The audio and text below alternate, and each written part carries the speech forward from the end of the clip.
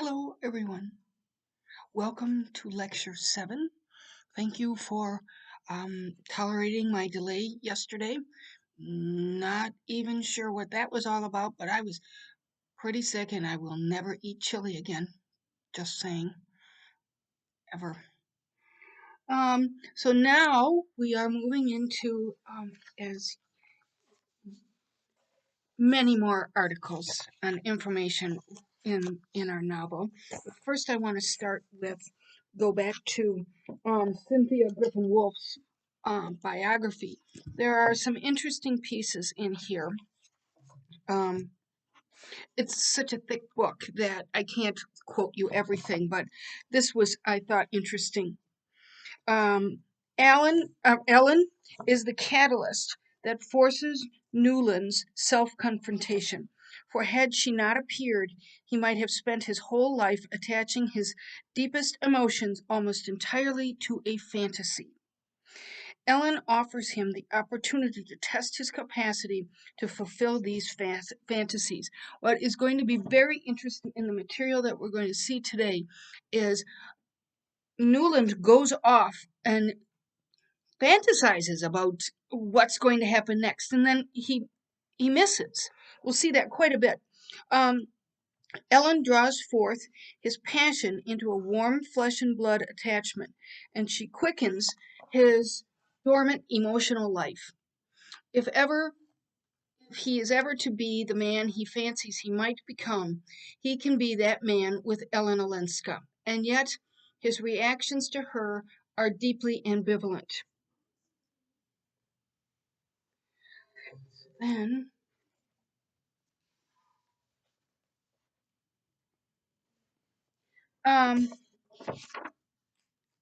yet he is hindered more by his own habits of thought than by insufficiencies in the society around him, for his impatience with specific details and intractable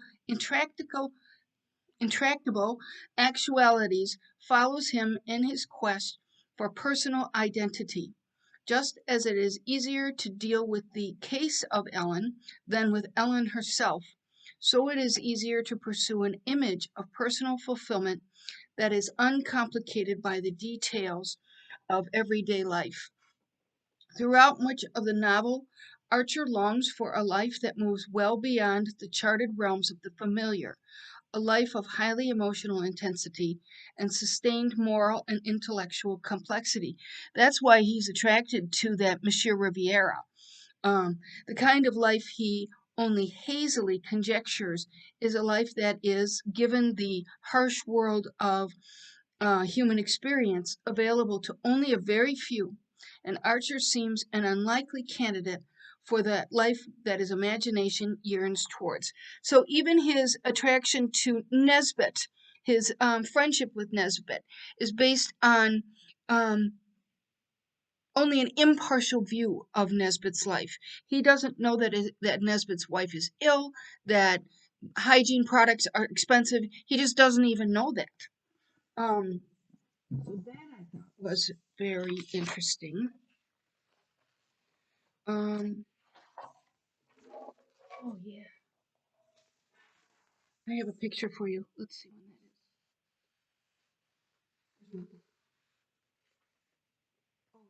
Yes. I thought I didn't print this, but I have it.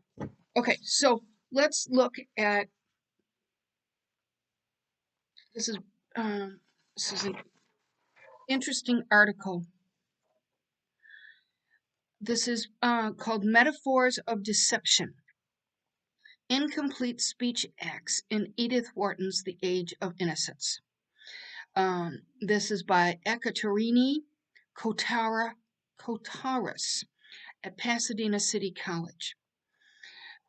First, she begins by quoting Nietzsche. And the important thing about Nietzsche is that Edith Wharton really admired Nietzsche's writing and his thoughts.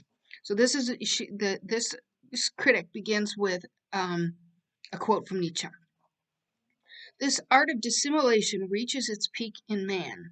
Deception, flattery, lying, deluding, talking behind the back, putting up a false front, living in borrowed splendor, wearing a mask, hiding behind convention, playing a role for others and for oneself.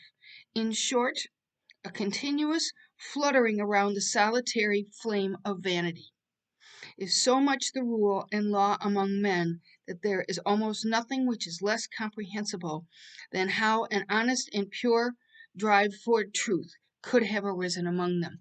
I think that is very applicable to the age of innocence. I was outside raking and now my hair is fuzzy. So Nietzsche says on truth and lies in a non-moral sense. That was the article. This critic then goes on to say, in the age of innocence, Edith Wharton displays the society of 1870s New York as one that is ruled, and this is a quote from what I just read from Nietzsche, deception, flattering, lying, and deluding, by a world that is driven by the language of social performance, as defined here by Nietzsche. Do you remember at the very beginning of the novel, um, when Newland and May they weren't even married yet, and they had this kind of conversation with their eyes, so much so that they didn't even need to speak. But you do kind of wonder what they were thinking. The characters do not honestly or directly communicate with one another. Instead, they try to read each other's behaviors, as Nietzsche explains most men do, by assuming that all other men can read their every action and thought, like actors on a stage. End sentence. In his essay on Truth and Lies in a Non-Moral Sense, Nietzsche returns to the central questions of man's existence. What does man actually know about himself? Think of how that applies to Archer. Is language the adequate expression of all realities? Interesting, isn't it? What then is truth? Nietzsche then argues that truth, in quotes, is a mode of illusion, and the schemes our intellects impose upon things by means of language, while practically useful, are fundamentally deceptive. This same description is clear in Wharton's novel. Wharton displays man's ability to deceive himself and the resulting inability to redefine his world, since he is confined by a purely symbolic language that is constructed by his society. So that is a pretty circular argument, but because we use language, we are self-deluding ourselves. Self-deluding. We don't have to have the second self. So, this is a very dense article. I'm not going to read the whole thing, but another point made by this Kataris. In the Age of Innocence, Wharton displays old New York society as such a herd, where each member plays a key role in the battle for existence, but where the metaphorical language is so far removed from any sense of reality or truth that honest communication is nearly impossible. The characters dance around one another as though they are an audience trying to decipher symbolic gestures from performers on a stage. I absolutely think that that Wharton was trying to convey that. She begins the book with a night at the opera. We go back and see that one piece that was a romantic comedy that everybody seemed to like. But it was all subterfuge.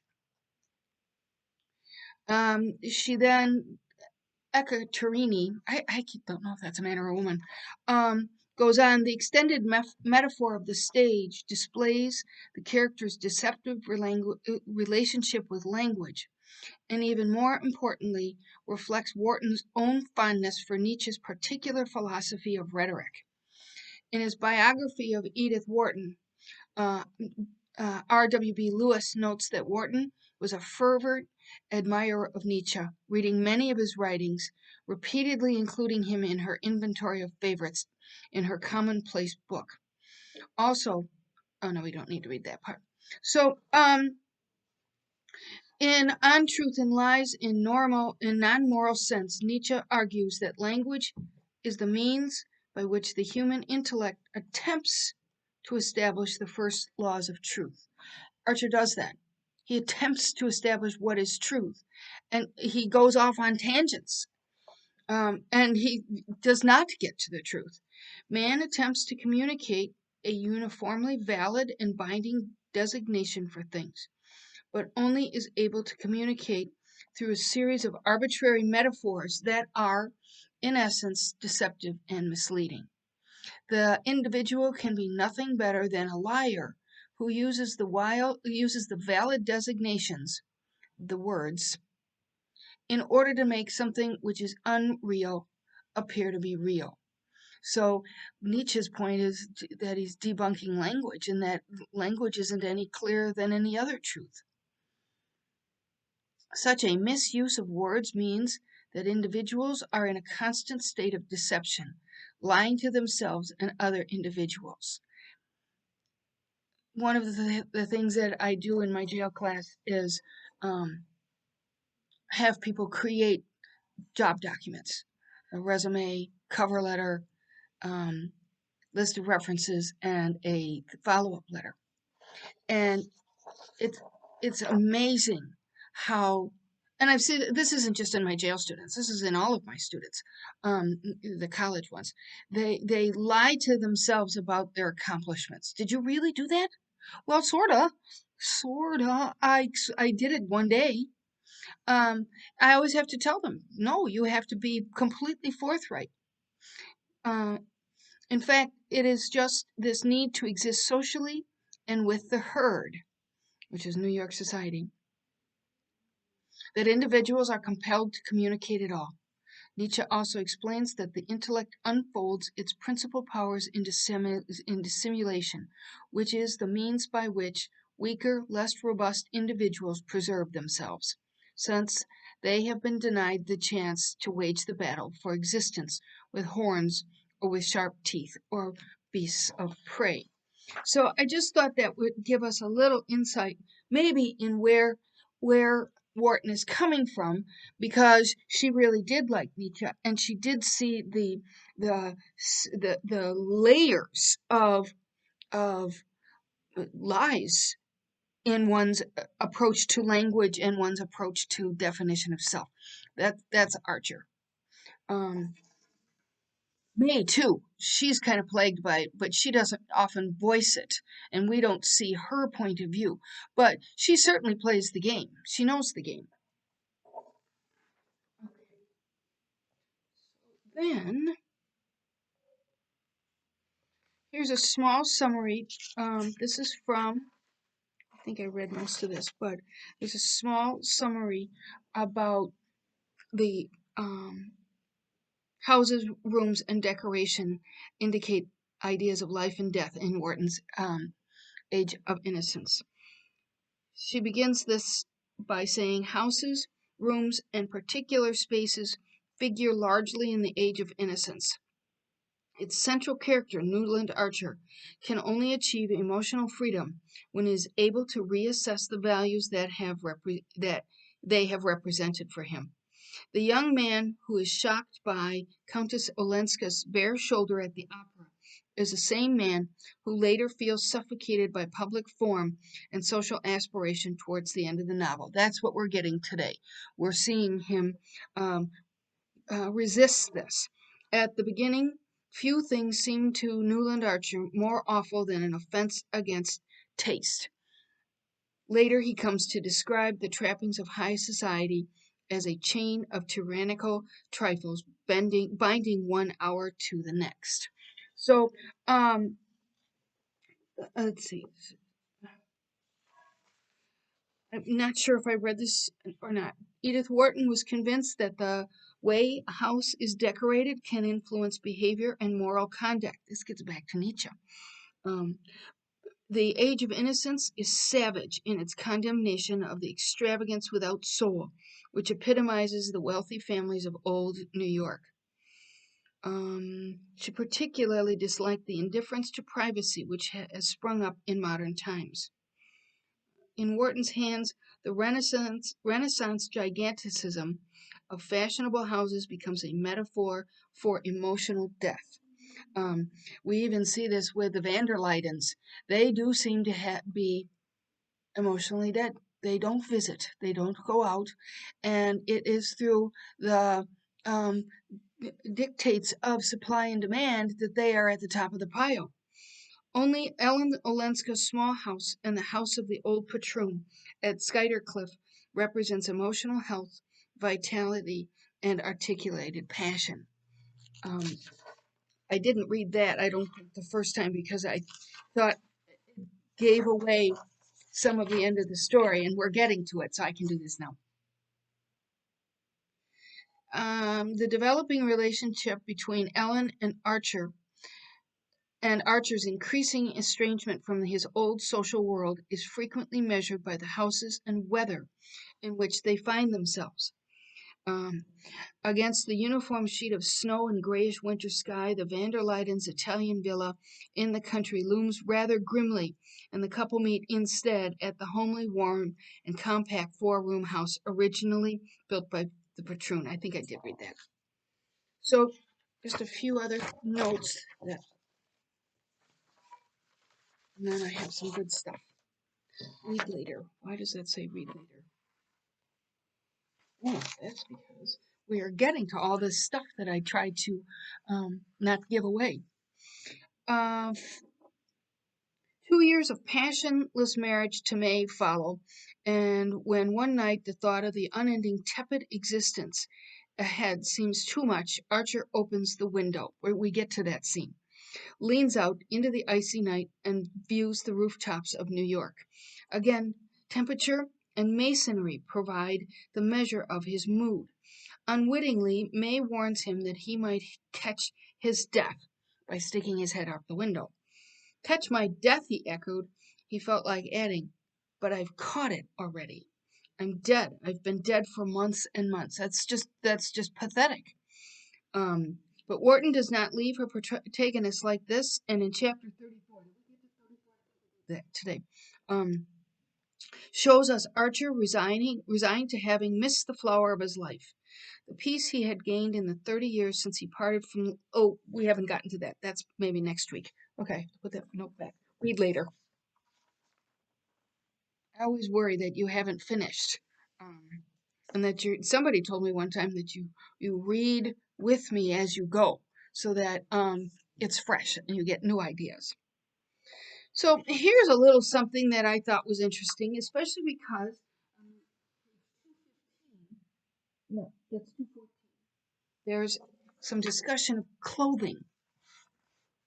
Again, Wharton's attention to detail is just so vastly interesting. Clothes are often the metonymic representation in Wharton's literature as May's pure white dress or conniving. Oh, maybe we did read this. The old New York dictates of fashion produce the binary code in which women are fair innocents or dark temptresses in the novel. Well, I mean, even the cover of our book sets it up that way. She just looks a little bit more sinister or something. I don't think she's meant to be. Clothing is a cover that works as a mask, one that is seen while it creates desire for what isn't seen. It exposes a self in the act of covering the body. Roland Barthes' description of the pleasurable text helps to illuminate why clothing, unlike other customary decorations, is a paradoxical substitution for a gap and functions as desire in a narrative. Clothing rules and appropriateness of dress become part of the formal boundaries associated with transition, something Wharton's Old New York set takes very seriously.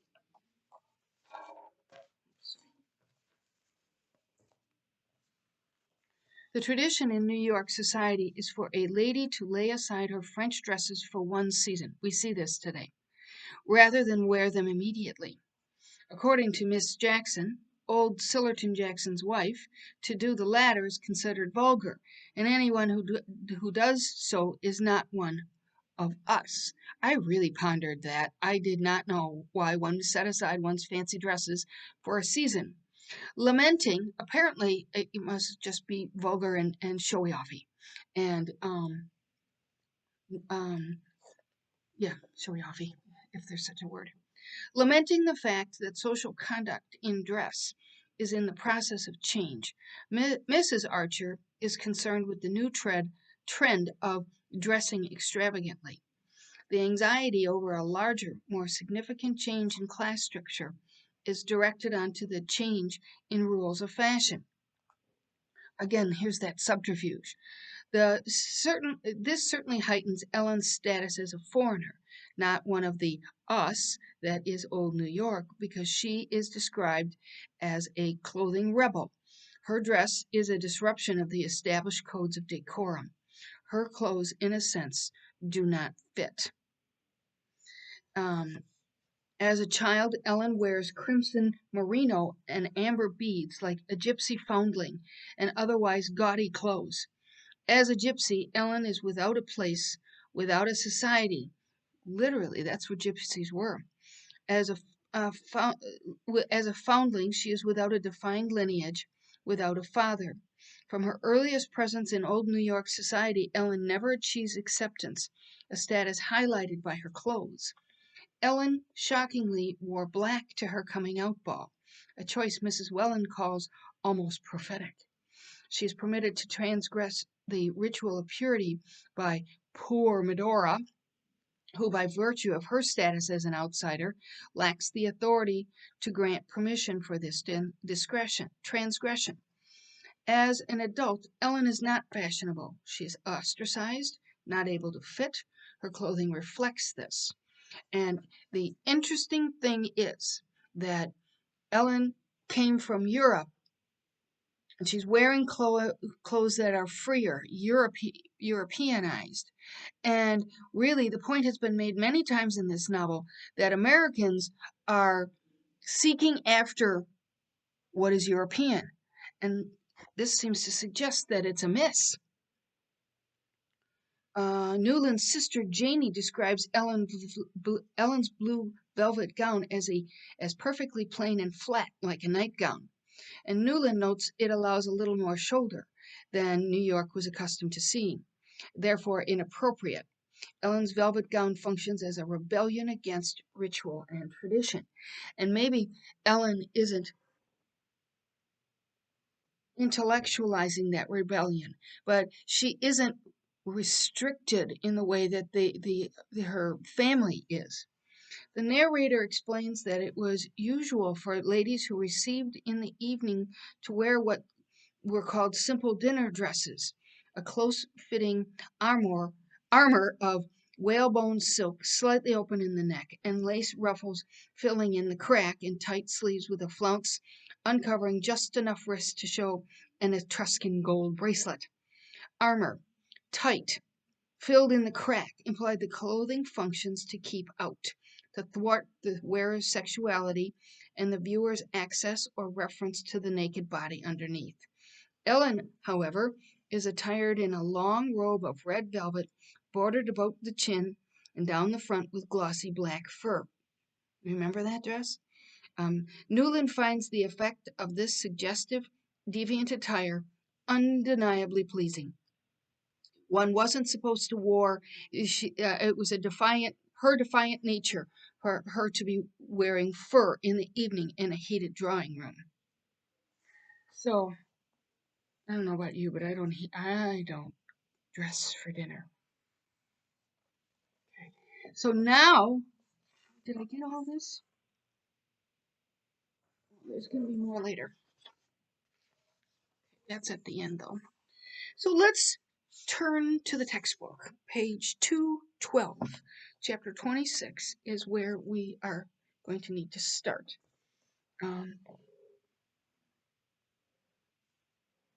This whole this whole chapter is what sent me down the path of looking at the clothing and the subterfuge behind it. So, if we go to the second paragraph, and punctually at about this time, Mrs. Archer always says that New York was very much changed. So, Wharton has established that the characters know that there's change afoot. And Wharton, of course, was writing retrospectively.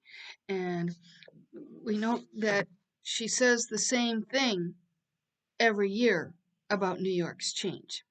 Um, I suppose it's kind of like my view of Cedarburg, which to me is different and quaint, and um, I've only lived here a year and a half.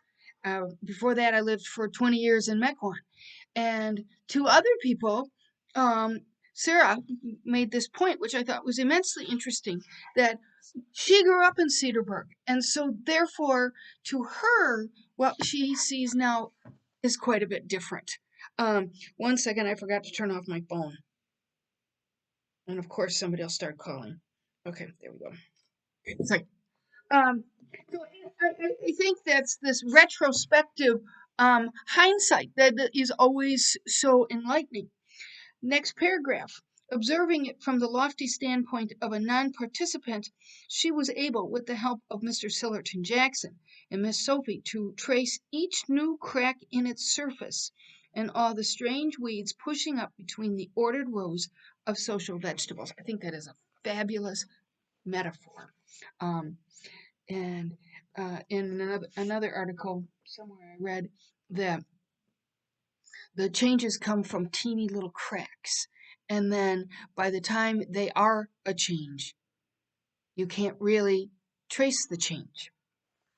A few lines later, the minute signs of disintegration that his careless gaze had overlooked. For New York, to Mrs. Archer's mind, never changed without changing for the worse. I'm sure you probably know people like that.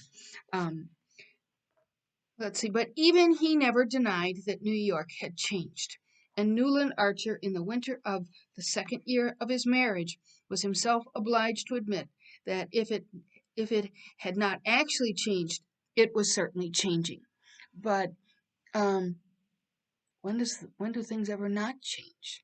I think that's maybe Wharton's point. Up on the top of page 213, well, it actually starts on the previous page. At the date when she was officially enjoined to give thanks for the blessings, this is Thanksgiving, of the year, it was her habit to take a mournful, though not embittered, stock of her world and wonder what there was to be thankful for. Then a few lines later, there's a reference here to Dr. Ashmore. Remember that fellow? He was that one that for a while was after Medora because he thought that she had money. Dr. Ashmore, the new rector of St. Matthew's, I think that's the same guy, had been chosen because he was very advanced and his sermons were considered bold in thought and novel. Oh, and the previous line. In fact, everyone knew what Reverend Dr. Ashmore meant when he chose a text from Jeremiah chapter 2, verse 52 for his Thanksgiving sermon. So I looked that up. And there were several translations of this in several different locations. And the best one that fits our situation is I have loved strangers. After them, I will go. So, a reference to New York society parroting what it thinks is European. Next, right in the middle of the page, Archer had been wont to smile at these annual vaticinations of his mother's, but this year even he was obliged to acknowledge as he listened to the enumeration of the changes that the trend was visible. And here's the section about the extravagance in dress. Sillerton took me to the first night of the opera, and I can only tell you that Jane Mary's dress was the only one I recognized from last year. That's hilarious. And even that had the front panel changed. Yet I know she got it out from Worth only 2 years ago because my seamstress always goes in to make over her Paris dresses before she wears them. So, Worth dresses. Okay, wait. Worth dresses were from the House of Worth. Charles Frederick Worth was born in England and spent his young adulthood working for textile merchants in London while researching art history at museums. Worth designed gowns which were works of art that implemented a perfect play of colors and textures created by meticulously chosen textiles and fabrics. So these dresses they're getting from the Worth House of Gowns or something. Charles Frederick Worth's dress were known for their lavish fabrics and trimmings and for incorporating elements of the period dress. He created unique pieces. Um, he was known for creating haute couture, and he is a figure in the Gilded Age opulence. And this is a Worth dress. I wish I had a color printer. I never wished I had one before, but now I do. That's a Worth dress. And all along here are gemstones, rhinestones. And it's quite beautiful. But that was a Worth dress. So, how much was a Worth dress worth? They could be purchased at the time for up to $10,000 a piece. So, I just did a quick calculation. That is $198,687. It's a $200,000 dress. Not all of them were $200,000 dresses, but they were spending a lot of money on these Parisian gowns. So we go back to here. There's all this protocol set up about the Worth dresses. Second paragraph. Well, Boston is more conservative than New York, but I always think it's a safer rule for a lady to lay aside her French dresses for one season. It was Beaufort who started the new fashion by making his wife clap her new clothes on her back as soon as they arrived. I think that language is really condescending, don't you? I must say, at times, it takes Regina's distinction not to look like her rivals. So gossipy. Um, and then in the next paragraph, oh, the ladies murmured, and Mrs. Archer added, partly to distract her daughter's attention from forbidden topics. Poor Regina, her Thanksgiving hasn't been a very cheerful one. So, as you recall, Regina and Beaufort, well, Beaufort has done some sort of banking, I forget the word. He's made some sort of banking error and swindled some people. And Regina is at risk for going down with her husband. So, next paragraph. Let's see. Have you heard the rumors about Beaufort's speculations, Sillerton?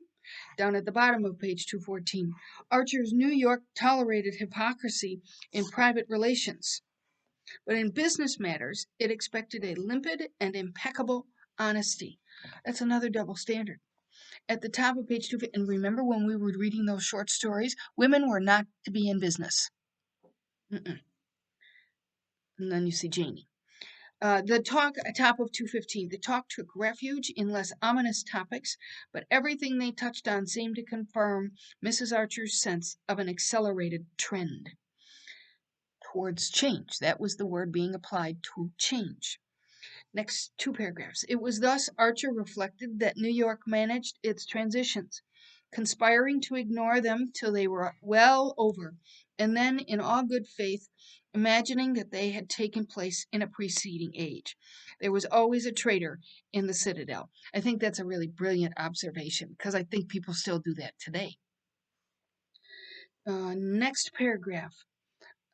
But I've never quite forgiven your cousin, Madame Olenska, for being the first person to countenance Mrs. Struthers.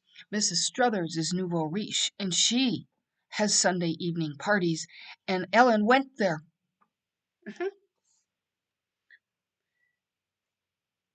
Oh, the Blankers.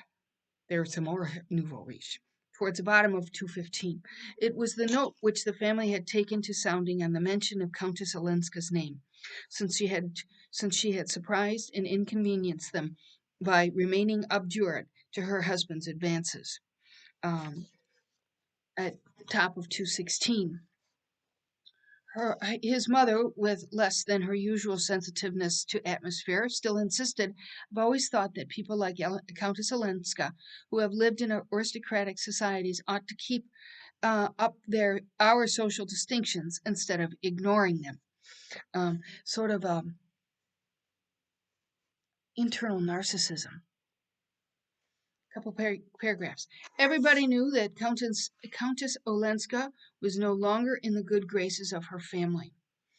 A few lines later, they had simply, as Mrs. Welland said, let poor Ellen find her own level, like level in society. Poor Ellen went down to the bohemian end. And that, mortifyingly and incomprehensibly, was in the dim depths where the Blankers prevailed and people who wrote celebrated their untidy rights. That is, I think, the fourth time that the narrator has used that phrase. That must have really smarted when someone said that to Edith Wharton. She has simply become bohemian.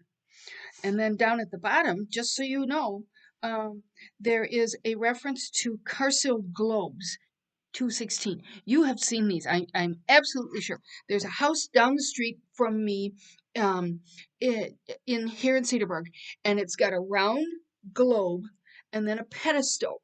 And the pedestal is decorated with some, usually porcelain. And they're kind of old fashioned. You reach underneath it and you turn up the little thing. I couldn't find any pictures, but sure enough, the Carcel lamp was an efficient lighting device used in the 19th century for domestic purposes and in France as the standard measure for illumination. I know you've seen these. They're like in. I think my grandmother had one with the floral around the floral globe and then the matching floral down at the bottom. But anyway, I looked it up. So they're talking about Beaufort and his potential smash, and he hasn't spent all his money on Regina. A few lines later, about a third of the way down on 217, I shouldn't like to think of poor Regina spending the rest of her life in some shabby foreign watering place for bankrupts. There is this conception that there's this dichotomy between save yourself to Regina or go down with your husband.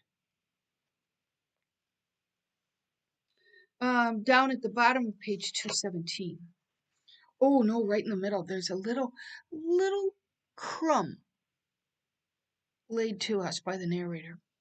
Mid-page, what was the meaning of May's blush when the Countess Olenska had been mentioned? Therein lies the question. But we get these little crumbs, thinking that May is onto the situation. If you have ever tried to control a blush in your face, you can't do it. Down at the bottom of 217, little by little it became the scene of his real life, of his only rational activities.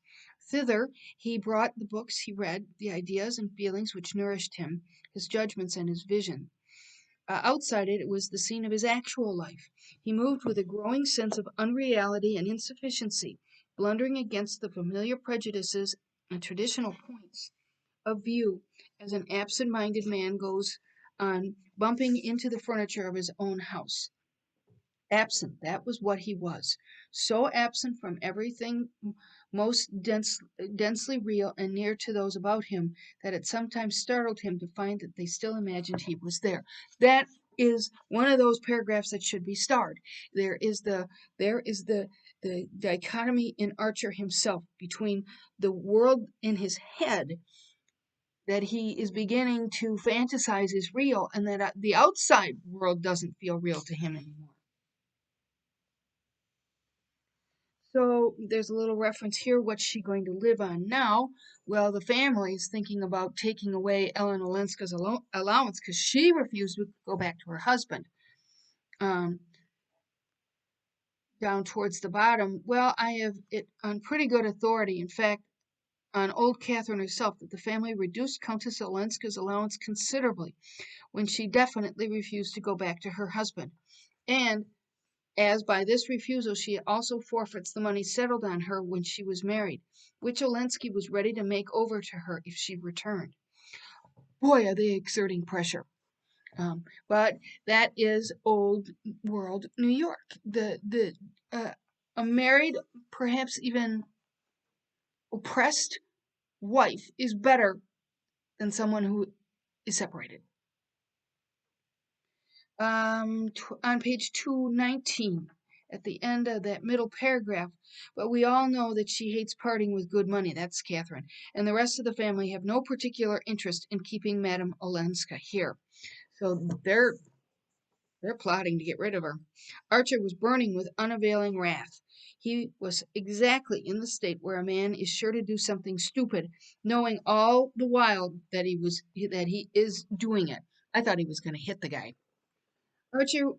He saw that Mr. Jackson had been instantly struck by the fact that Madame Olenska's differences with her grandmother and her other relations were not known to him, and that the old gentleman had drawn his own conclusions as to the reason for Archer's exclusion. This is an important point. The family is starting to close ranks, and Archer is excluded because they are suspect of something.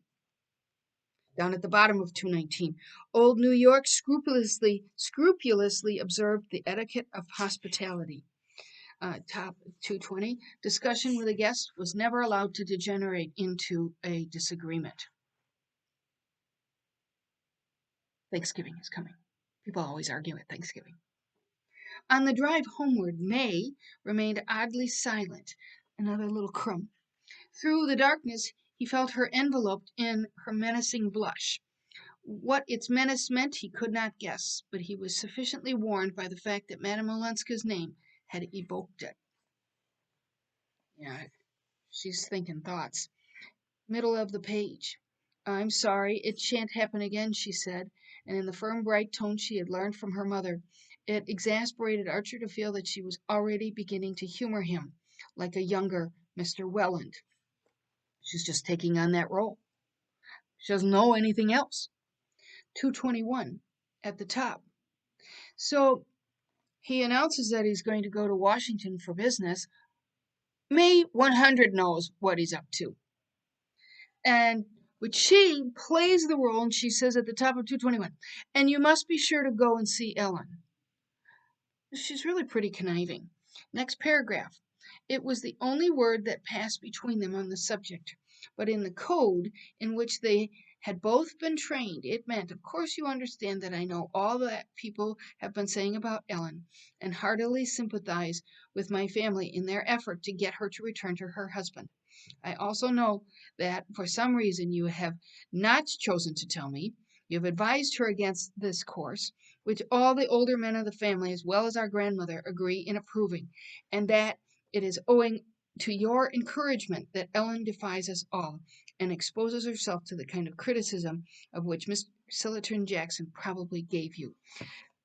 And I wrote in the margin, wow, all of that was contained in that one bright little sentence. She's probably giving him a little look up and down. She says, and this goes on. I offer this one myself in the only form in which well-bred people of our kind can communicate unpleasant things to each other. By letting you understand that I know you mean to see Ellen when you are in Washington, and are perhaps going there expressly for that purpose, and that since you are sure to see her, I wish you do so with my full and explicit approval, and to take the opportunity of letting her know what the course of conduct you have encouraged her is likely to lead to. This was the mute message conveyed. So when we go back to that article that was using Nietzsche about all the subtleties and I lost it. Where did it go? And the masks worn by these people. Absolutely the case. The art of dissimulation reached its peak in man. Deception, flattering, lying, deluding, talking behind the back, putting on a false front, living in borrowed splendor, wearing a mask, hiding behind convention, as it may just did, playing a role for others and for oneself. In short, a continuous fluttering around the solitary flame of vanity. So interesting how this was created.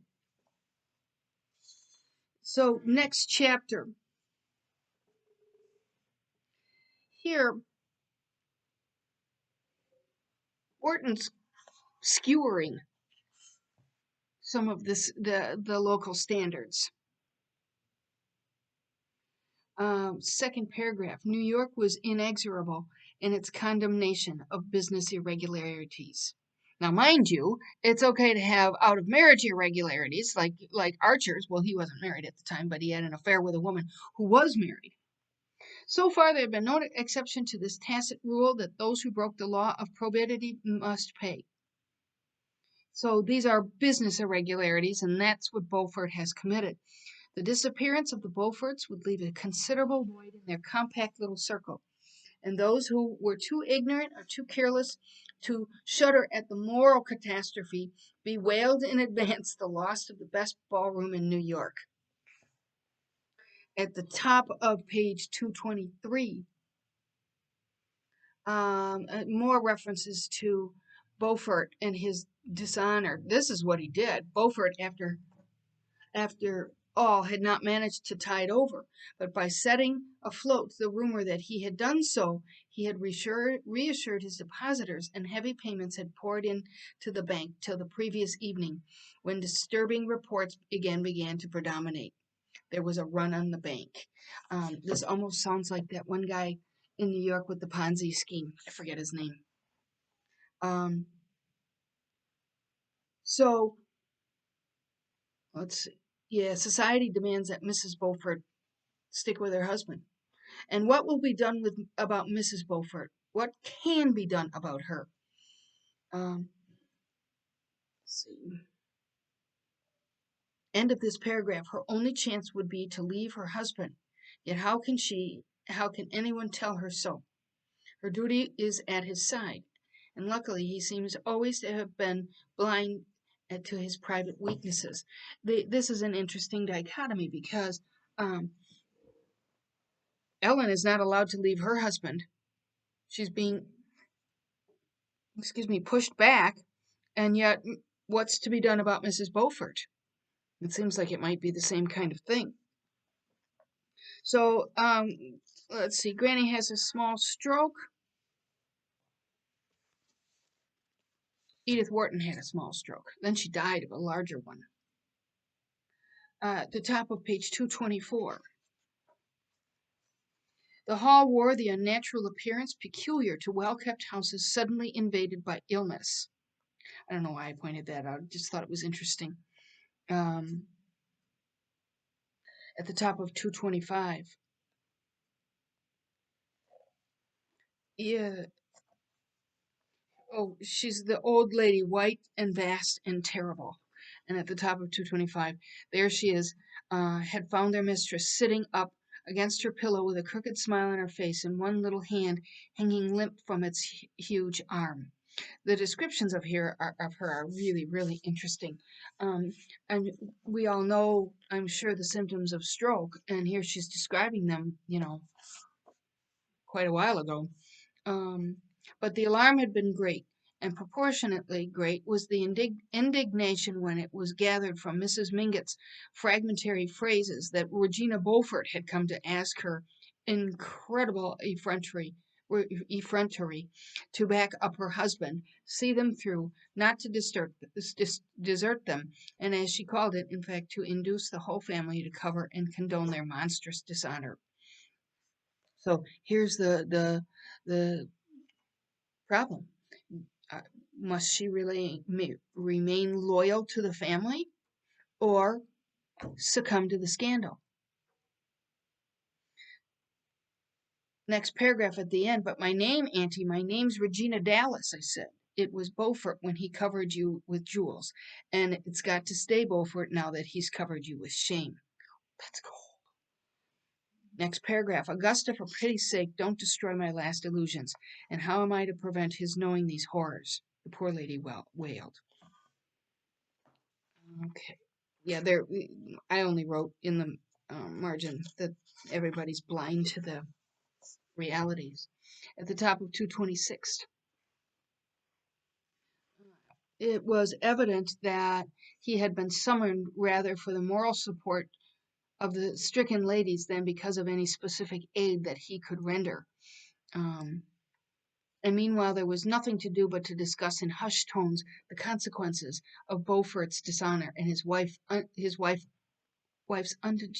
unjustifiable action. So she's kind of set herself against the rest of the family, I suppose.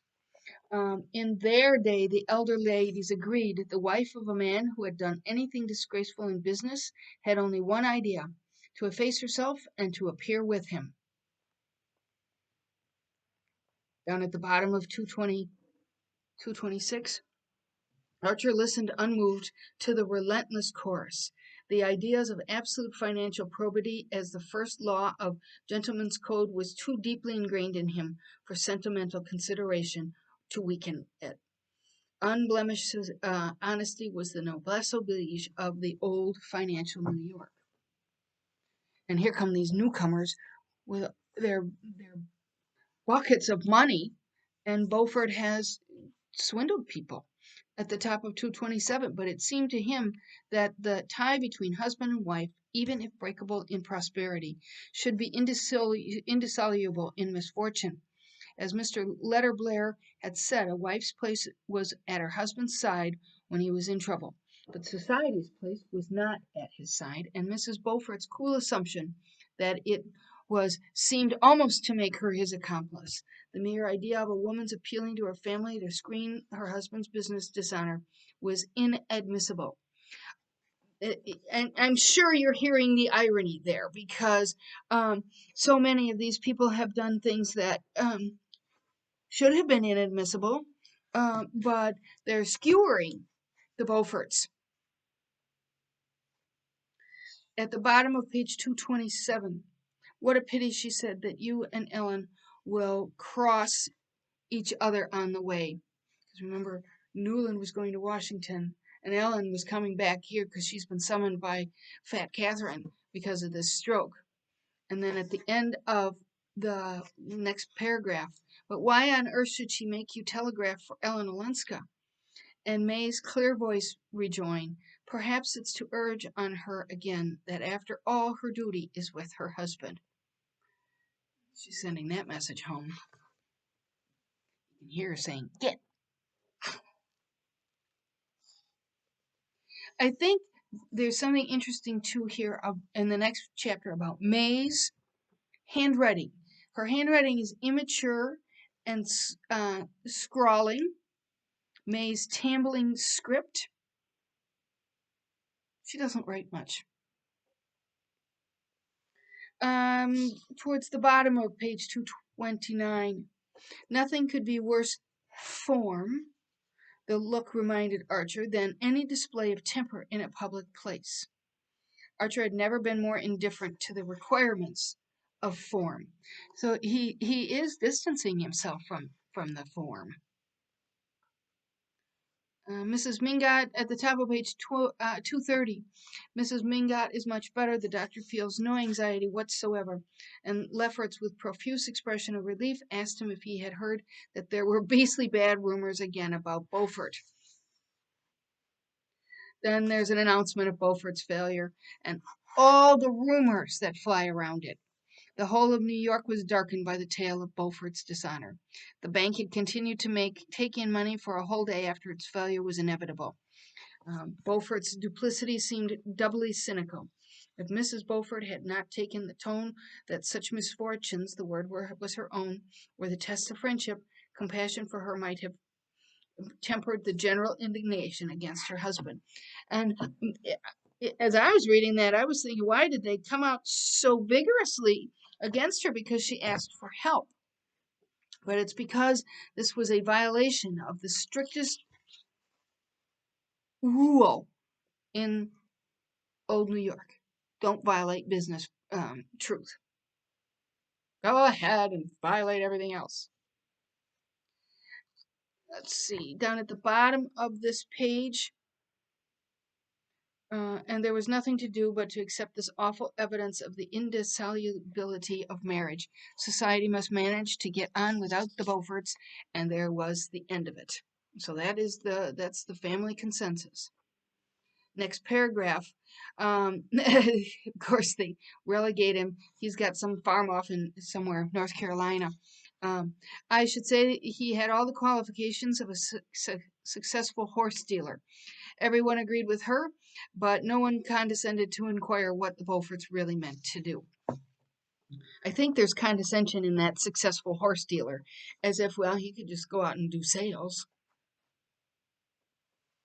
So, through the gossip, the stroke was transferred into an attack of indigestion.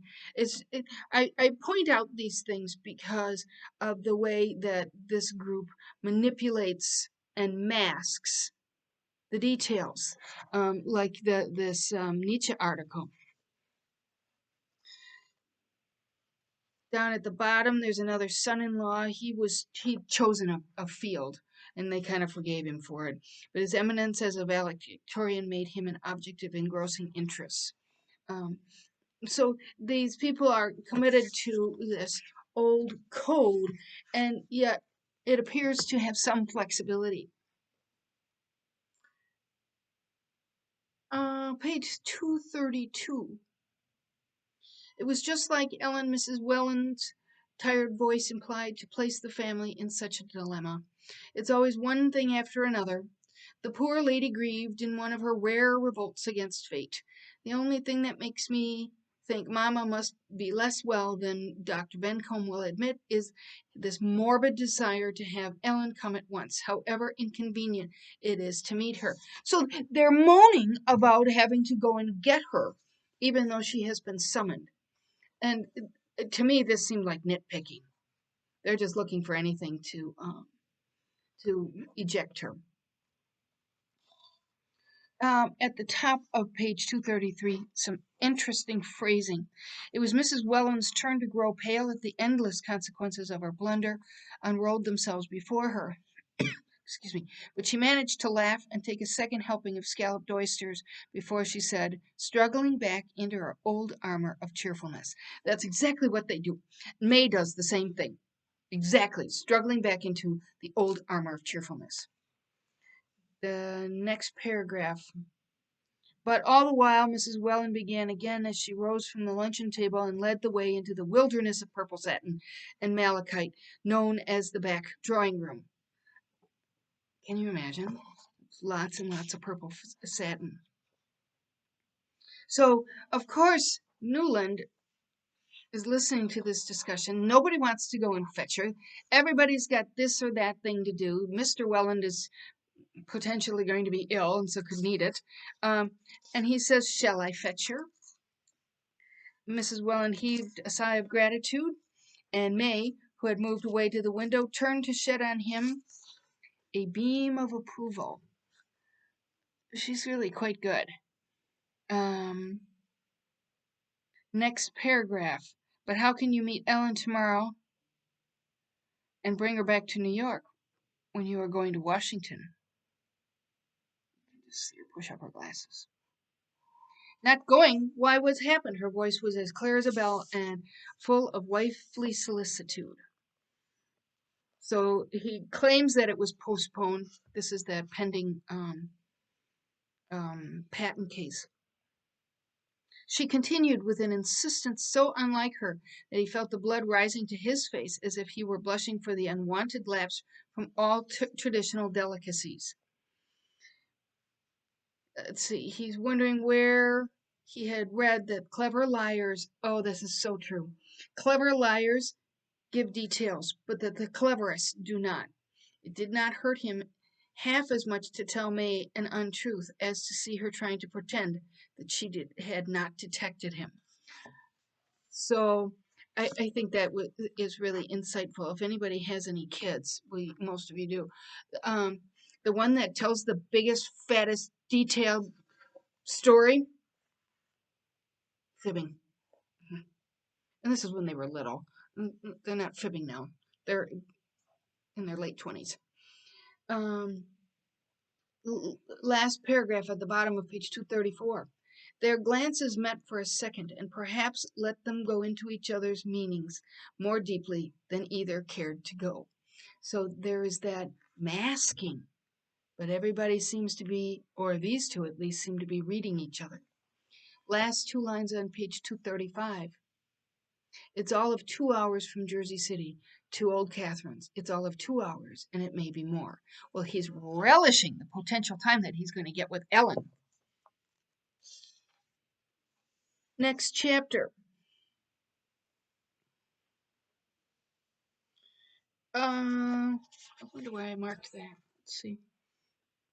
He, in his senseless schoolboy happiness, he pictured Madame Olenska's descent from the train. Here is an example of the fantasy he creates in his mind and then the reality.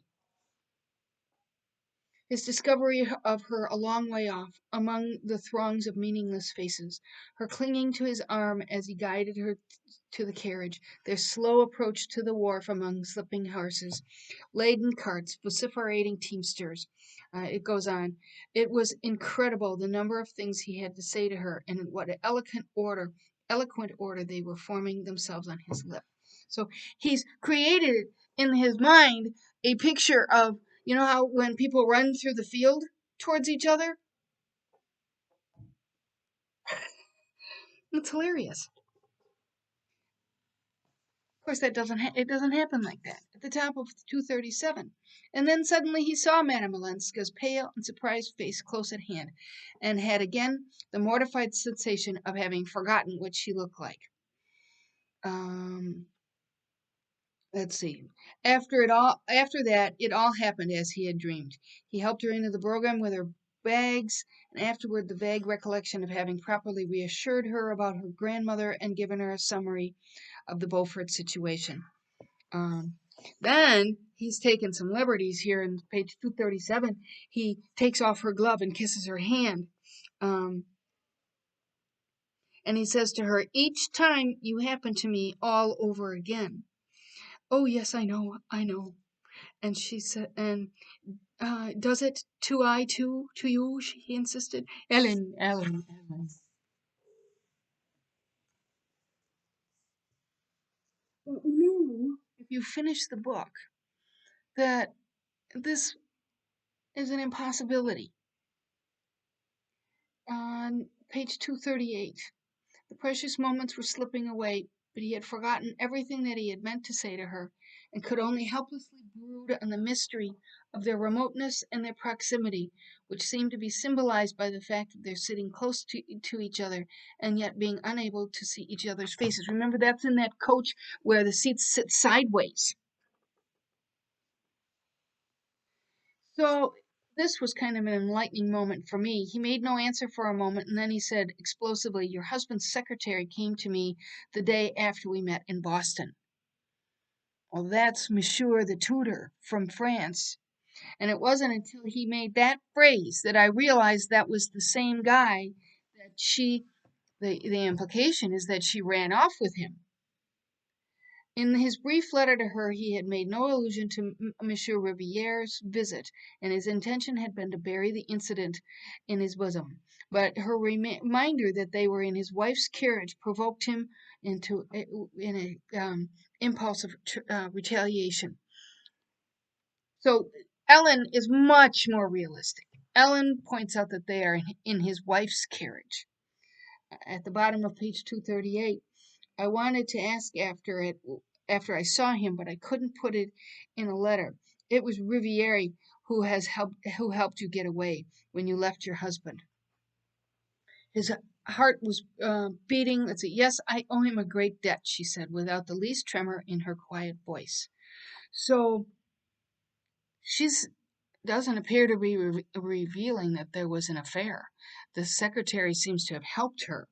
Once more she had managed by sheer simplicity to make him feel stupidly conventional just when he thought he was flinging convention to the winds. Reality and convention. Um, there's a reference here to the Gorgon.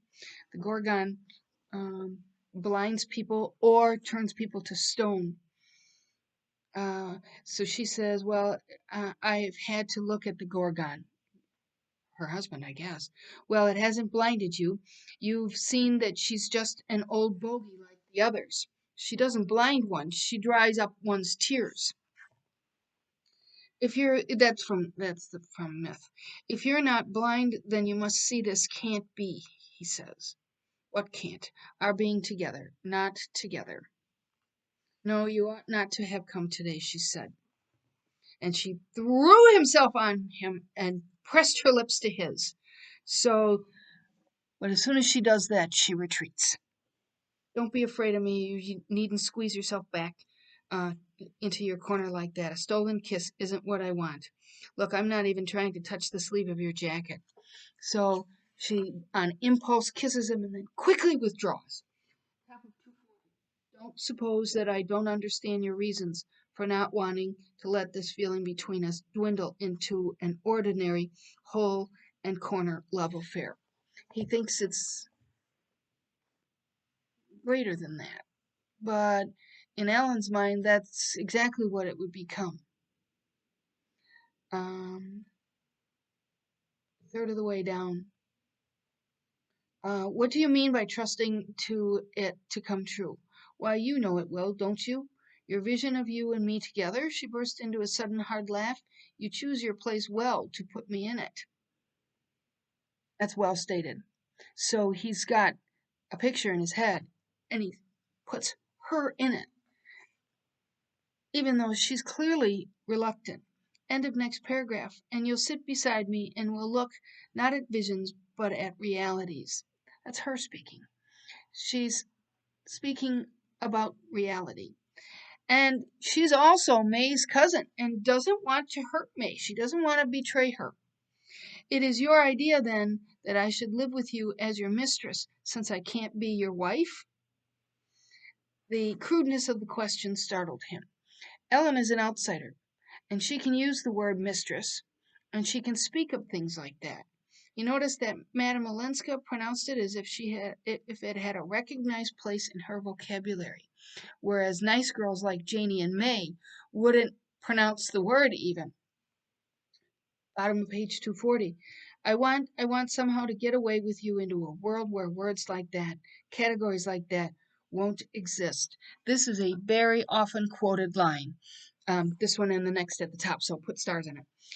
Where we shall be simply two human beings who love each other, who are the whole of life to each other, and nothing else on earth matters. But that's a fantasy. It is. And Ellen reels him in and brings him back to reality. Where is that country? Have you ever been there? So she's acting like the voice of reason. And it wasn't at all different from the old world they'd left. Oh, yeah. She's talking about people who go to Pisa or Monte Carlo.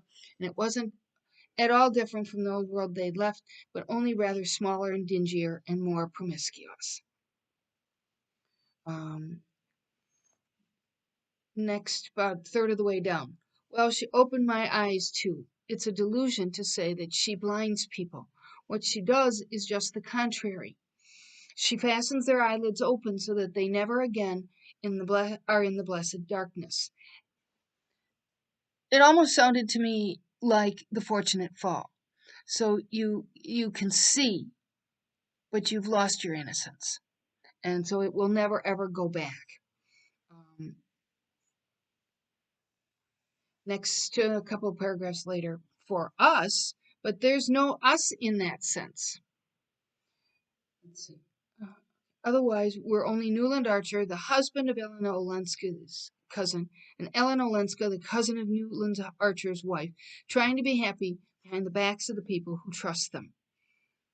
I know what it looks like there, she said, about Europe. He's thinking they can just run off and go and hang out in Europe and, be just a little freer and rid themselves of society. But Ellen says it's just like that. Same thing. Page 242. At the end of the second last paragraph. Suddenly he felt something stiff and cold on his lashes and perceived that he had been crying and that the wind had frozen his tears. So he's distraught, but well, he's not distraught, he's just crying. But Ellen is speaking the truth, and he's not quite able to rid himself of all of his training and codes. He just can't. Next chapter. He had fallen into the way of dwelling on such conjectures as a means of tying his thoughts fast to reality. That's another point that's what he's doing. Um, It's conjecture in his brain. Sometimes he felt as if he had found the clue to his father-in-law's absorption in trifles. Perhaps even Mr. Welland long ago had had escapes and visions, and had conjured up all the hosts of domesticity to defend himself against them. Mr. Welland, remember, is the one who's got all kinds of pain and illness, and he's got to have his potions, and perhaps this is, Archer thinks, his defense against the codes and all of the trappings of society. Page 244, up towards the top, Archer was struck by something languid and inelastic in her attitude, and wondered if the deadly monotony of their lives had laid its weight on her also. Who's he talking about? Is that Granny or May? It's Granny. He is absorbed in other visions, about 15 lines down. He is weary of living in a perpetual tepid honeymoon without the temperature of passion, yet with all its exactions. Towards the bottom. But Archer noticed that his wife made no allusion to Madame Olenska, nor to old Catherine's reception of her. He was thankful for the fact, yet it felt to be very vaguely ominous. She knows.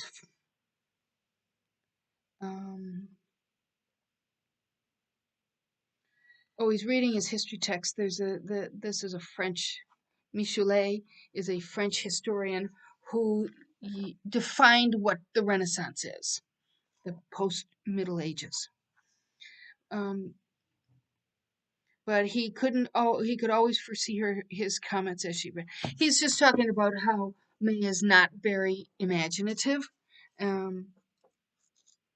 Towards the end of the next paragraph, but since other wives embroidered cushions for their husbands, she did not wish to omit this last link to her devotion. Kind of pathetic. Next paragraph. As she sat thus, the lamplight full on her clear brow, he said to himself with a secret dismay that he would always know the thoughts behind his wife's face. And dismay that he would always know the thoughts behind it, that never in all the years to come would she surprise him by an unexpected mood, by a new idea, a weakness, a cruelty, or an emotion. She had spent her poetry and romance on their short courting. The function was exhausted because the need was past. Now she was simply ripening into a copy of her mother, and mysteriously, by the very process, trying to turn him into Mr. Welland. Yes, indeed, this is another star paragraph.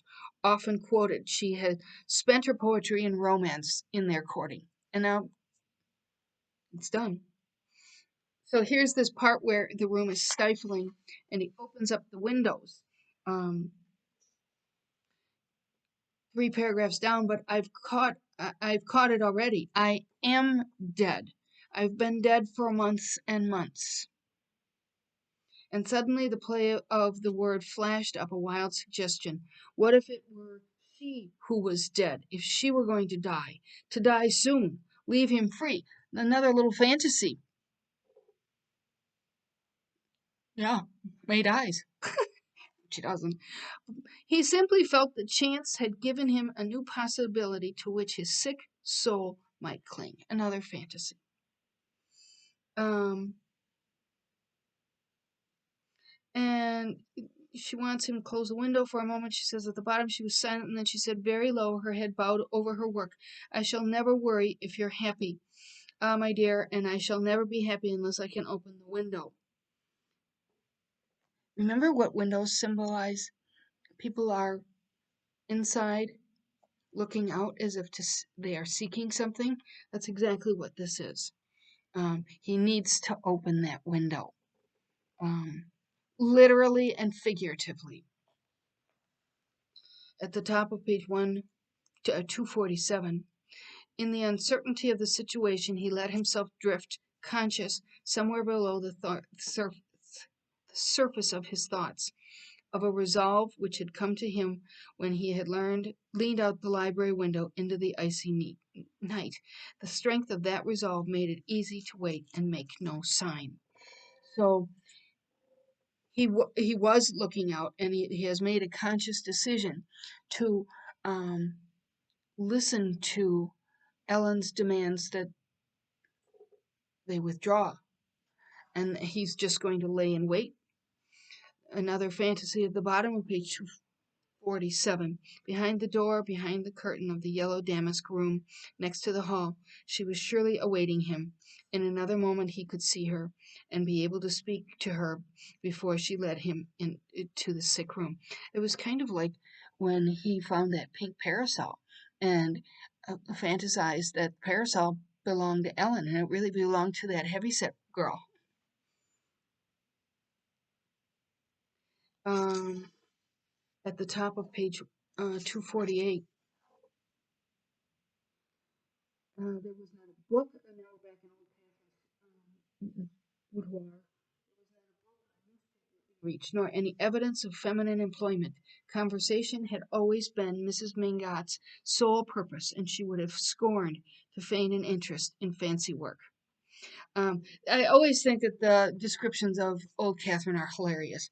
She's got a hat tied on her head by a starched bow between her first two chins. That means there's more. Um, Down at the bottom, my dear, you're handsomer than ever, Archer rejoined in the same tone, and she threw back her head and laughed. Ah, but not as handsome as Ellen. It seems as though Catherine, by um, because of her status in the family, and like she can almost say the truth. And then down at the bottom of 248, it's a pity she didn't marry you. I've always told her so. It would have spared me all this worry. Kind of a truth speaker. At the top of 249. Well, it's settled anyhow. She's going to stay with me, whatever the rest of the family say.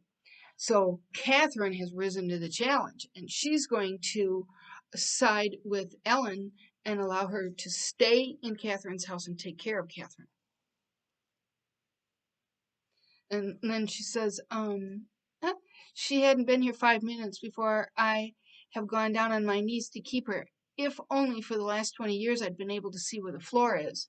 She must just be enormous. Mid in the next paragraph. After all, marriage is marriage and money's money. Both useful things in their way, and I didn't know what to answer. I'm not even sure where I was going with that. He had definitely decided on the course he meant to pursue, that for the moment he could not readjust his thoughts. But gradually there stole over him with a delicious sense of difficulties deferred and opportunities miraculously provided. If Ellen had consented to come and live with her grandmother, it must surely be because she had recognized the impossibility of giving him up. That's a fantasy. That is not the reality that she was trying to convey to him. He sank back into the thought with an involuntary relief of a man who had been ready to risk everything and suddenly tastes the dangerous sweetness of security. So he's made a decision in his head, but that is not the same one Ellen has. At the top of page 250, at the end of the first paragraph. You see, we shall have a fight yet. The family don't want her here, and they'll say it's because I've been ill, because I'm a weak old woman, that she's persuaded me. Well, I'm not well enough to fight them one by one, and you've got to do it for me. So he gets sucked into this again. At the bottom of page 250, he flushed with disappointment, and she went on, she's gone out, my child, gone in my carriage to see Regina Beaufort. Even that is a rebellion, because nobody is supporting Regina Beaufort. Everybody decided that she's got to go down with her husband. And Ellen went to see her. She's going to call on Regina Beaufort. I don't know her. Who is she? Says I. She's your grandniece and a most unhappy woman, she said. She's the wife of a scoundrel. I answered, well, she says, and so am I, yet all of my family want me to go back to him. So Ellen understands the parallel. After all, Regina's a brave woman, and so is she. And I've always liked courage above everything. And so we end the chapter. Give her her granny's love, but you better not say anything about our talk. So Catherine, she kind of rose to the challenge here. Um, so that's the end of our section today. Had a little stop, but I don't know where it went. Oh, start. Um, as always, if you have questions or comments, I'm happy to see them and talk about them. I guess I finished a little early, but whatever. Sometimes I finish late. So have a nice week, and next week we are going to finish our lecture series. Can you imagine? I just can't even believe that that we're done with it yet. So with that, I say goodbye and see you next week.